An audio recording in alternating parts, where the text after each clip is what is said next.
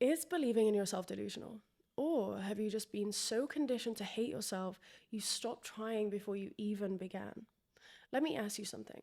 What's the difference between you and a world champion? Many people need to see to believe. I believe and then I see. A world champion doesn't move from where they are. They move from where they're going. They live in the assumption of the win. So while you're out there waiting for proof, they've already become it. So only keep watching if you're ready to have the self-belief of a world champion. And baby, I don't think there's anything delusional about that. So Neville Goddard once said, what you are conscious of being, you already are. I really just want you to let that sink in for a second. What you are conscious of being, you already are. This means you will never outperform your concept of self. You will never make more money, be loved more, be respected more than what you believe about yourself. This is why you delay things. This is why you sabotage. This is why you put things off until tomorrow. Not because you don't want those things, I'm sure that you do, but because you are avoiding becoming someone that your nervous system doesn't recognize. And psychologists call this cognitive dissonance.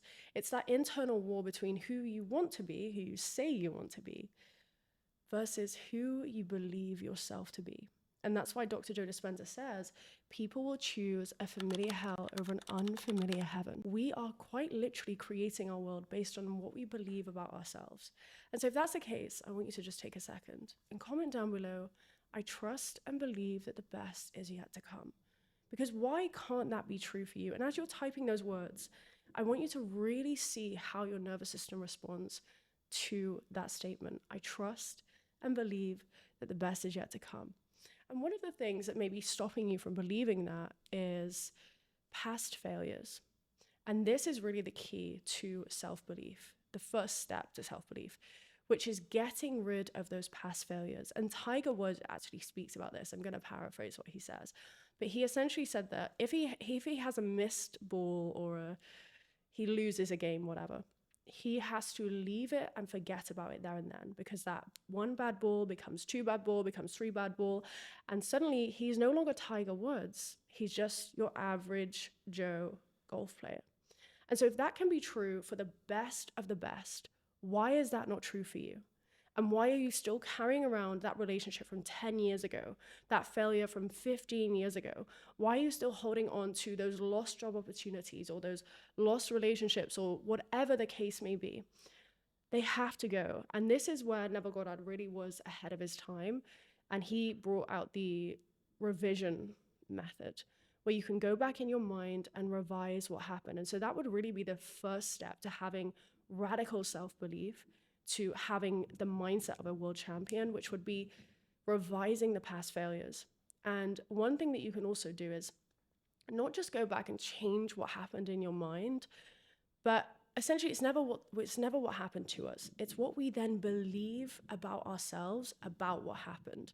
And so I want you to go back to whichever failure you're dragging around with you, whichever loss, and remember what it was that you then decided about yourself. Maybe it was that you weren't good enough. Maybe it was that you weren't capable enough. Go back and retell that story over and over and over again.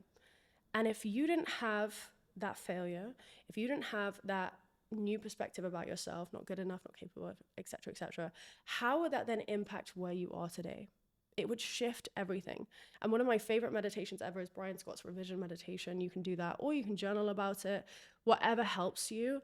But if you really want to have that killer mentality, the past failures have to go. What happened yesterday has to stay where it was, and today you start fresh. Now, another thing, and you need to prepare for this because it usually isn't a pretty sight, but when you decide that you are starting fresh, that you are going after a brand new goal, that you are changing the old and bringing in the new, get ready, because that old you is going to kick up a fight. Like, imagine a kid at a playground that's digging in their heels. They don't want to go to bed. They don't want to get a bath. They don't want to do what they're being told to do. That's exactly what your old identity is going to do. And so in this moment, you have to have such a burning desire, which is what Napoleon Hill speaks about in Think and Grow Rich. The number one step is having a burning desire, because there are going to be hurdles. There are going to be things that pop up. There are going to be old identities that creep up on you. Stay in bed. It's too cold. You went to the gym yesterday. Eat the cookie. It's the gremlin is going to be there. What are you going to do? What are you going to do when that happens? What do you have in place to make sure that your desire to change is stronger than the feeling you get from staying the same? Another thing that I've also done recently is I've programmed my right wrist. And essentially when I squeeze my right wrist, it's going to remind me of my higher self. And so how you can do that is dropping into alpha or theta, deep breaths in, exhaling out for longer, and drawing in that highest version of yourself. And as you're seeing them, feeling them, seeing what they're wearing, what they're doing, etc., you're going to squeeze your wrist at the height of that emotion, at the height of that visualization, and kind of code it into your right wrist, right? And you may have to do this a few times, but essentially when you are then going into a business meeting, or you're going for a date, or you're going to an interview, whatever the case may be, and you feel those fears, or you feel that old identity creeping up, or you're sabotaging, you just press that right wrist like a button. Automatically you're reminded of, what would my highest version do in this moment? And they know exactly what to say, they know exactly what to do, they know exactly how to regulate your emotions. I've also created the meditation, which you can grab down below in my new book, which just launched, so go check that out as well. It is just for the girlies, so sorry guys, love you lots, but it's for us girlies, and I'm going to be creating a community off the back of that as well. But we all know you don't need anything from anyone. You don't need me, you don't need a coach, you don't need my new program, you don't need anything. All you have to do is use your goal-seeking mechanism, your brain. When you visualize, your brain doesn't know the difference between real or imagined. And you see yourself in the screen, and Dana's putting you the belt around. I visualized that moment so many times. Look at myself in the mirror after the shower or something, and like closing the eyes and visualizing all that things, and then see it in reality. It's something that you can't describe with. How do you predict these if things? you can see it here, and you have the courage enough to speak it, it will happen. And I want to talk about this because I'm currently reading a book by Chase Hughes, and he is a CIA agent. Super incredible. The book is ginormous. I think like over 1,000 pages, and I'm like really trying to get into it. And it's super, super insightful. But one of the things that he says in the book is, the closer a method is capable of reaching your brainstem, the more effective it is. And this really got me thinking about all the techniques and the effect that it's having on our brain. So essentially we've got the neocortex, which is your thinking brain. And this is when you're doing your affirmations, when you're journaling. This is when you're doing your vision board and you're thinking and cutting up pictures. This is also when you reframe something in the moment. For example, I would say one of the most powerful things that you can ever do, let's say you do no meditations, nothing, is hearing your thought and catching it and flipping it in the moment. That would be reframing, that would be hitting your neocortex. Then we go into the limbic system, which is your feeling brain. And this would essentially be something like my Radiate Love meditation, which is on my YouTube. And we draw in the love through our crown chakra all the way down into our heart, and we emanate out that love onto people, places, things, onto the world, watch it boomerang back to us. Then also Joe Dispenza's walking meditation would be hitting the limbic system, the feeling brain. Also, you'd have a gratitude journal, really thinking about what you're grateful for throughout the day, going through it, etc., etc. And then we have the brainstem. Now, why is the brainstem so important? The brainstem is on 24/7. It's on the lookout for danger, okay? And so this is where our ancestors' scripts, that's what Chase speaks about, scripts. We have ancestral scripts, are basically downloaded into us. And it's things that we can't control.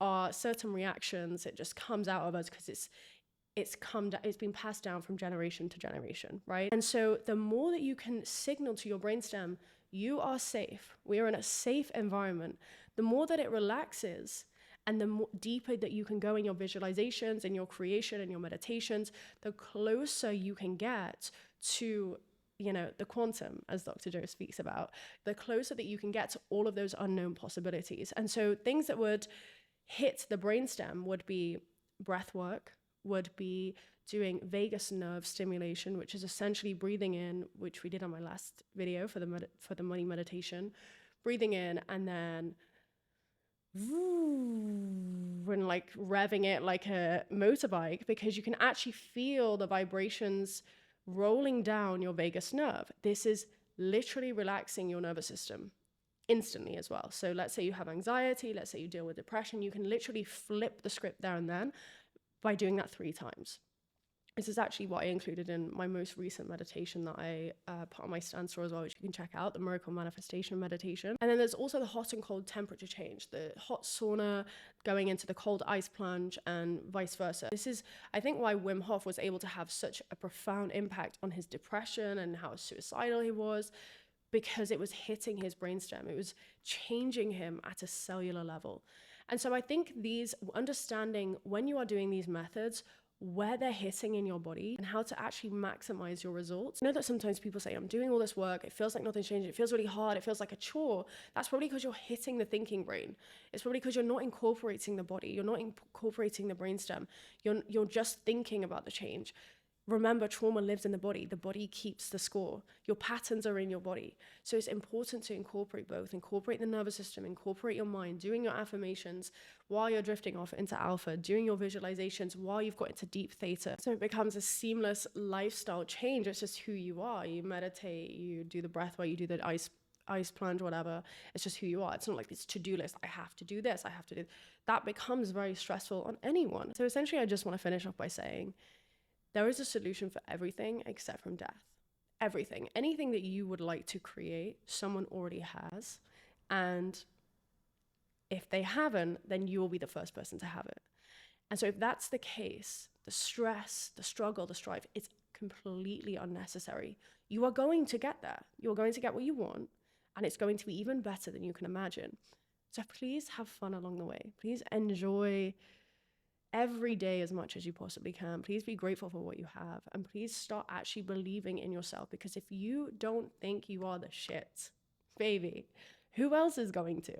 Who else is going to back you? I don't think it's delusional to believe in yourself. I actually think it's one of the most realistic things that a human can do, because if you don't have your back, nobody else is going to. So I trust this video helped you manifest. You're worthy, you're loved, I love you, and thank you.